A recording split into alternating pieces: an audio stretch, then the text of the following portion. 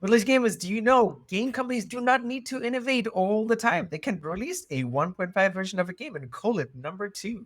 And that is all we have today. It is SteamWorld Heist 2, which, if you've never heard, probably heard of the SteamWorld franchise. We talked about SteamWorld Dig a few months ago. It was a city builder for the Switch or the PC. SteamWorld Heist 1 was a game I played and I loved it. It's a turn-based 2D steampunk action game or card game or a mix of both almost. And they finally come out with number two, which is something I'm so excited about. And I know some people are like, oh my God, it's going to be 3D. No, it's not. It's literally the same graphics.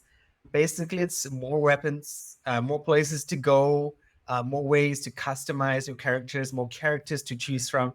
Experience thrilling free aiming and satisfying ricochet gameplay in turn-based steampunk combat. Again, nothing new there. Plan your shots strategically to set up the perfect ricochet sequence for ultimate satisfaction. In SteamWorld Heist 1, ricocheting was a thing that sort of happened towards the end of the first game. It seems like maybe this is going to be a major mechanic in the second game. But again, it's neither here nor there. Embark on an expansive world exploration with real-time naval combat, immersing yourself in the various challenges of the Great Sea. Now, this is going to be the different part where it's just expanding what you were doing before. SteamWorld Heist 1 was like in a ship in space. SteamWorld Heist 2 is going to be in water, and they're going to have more of a ship-based combat system than the first one had. And 150 guns, utility items, and ship equipment to choose from. Again, people love customization. This is $30 and is releasing on August 8th, 2024. That is cheap. I'm actually happy that this is going to come out, though I think I will not be done with the Atelier series because I just bought Sophie 1 and I've got Rise 3, Sophie 2, and Sophie 1, and I'm not going to stop playing those games until I'm all done. Anyway, SteamWorld 2, SteamWorld Heist 2 is out. Enjoy it, have fun. If you are going to buy it, let me know. I'd be interested to know what your thoughts are. Did you enjoy the first game? I loved the first game. I love turn-based games, and this was my first turn-based experience on the Switch that I actually enjoyed. I actually played a few JRPGs, not a few, two JRPGs on the Switch that were turn-based. I wish the Atelier games were turn-based because, man, this action real-time combat stuff sucks a lot. It's way too stressful. But yeah, that is it from me. What makes it a 1.5 and not a 2, would you say? Because like, I'm looking back at, say, the original Sonic the Hedgehogs, and it's was there that big of a difference between 1 and 2 and 3? And it's they added a few new things, but mostly it was just new levels, I just super always dash feel like content. the conversation in the last few years has been, oh my God, this game is coming with number two. It's not really a number two, it's a 1.5.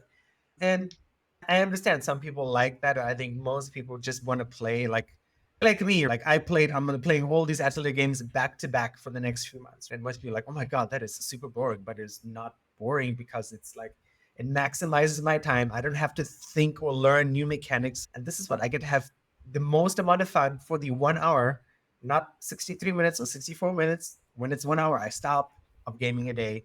And I think people want those comfort games. It's like eating apple pie that your mom makes, right? It's the same apple pie you've ate for the last 25 years, but damn, if it's still as amazing as the very first time you ate it.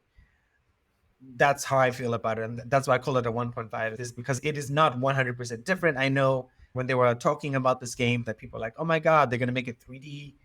A bunch of games like in this genre, okay, did it 3D or they added new cards or they did it in a totally different way in a new universe. But no, it's the same game, almost the same characters, just with more of everything, which is fun. It's awesome. And I think we need more games like that. I don't think developers need to be spending hundreds of thousands of dollars innovating for new stuff that's not going to work for some people or might not work or might cause them to close up shop. So Hi-Fi Rush shut down 2 weeks ago, which is a shame. And that's not the same thing, of course. I want to say that, but I think sometimes it's good to play it safe.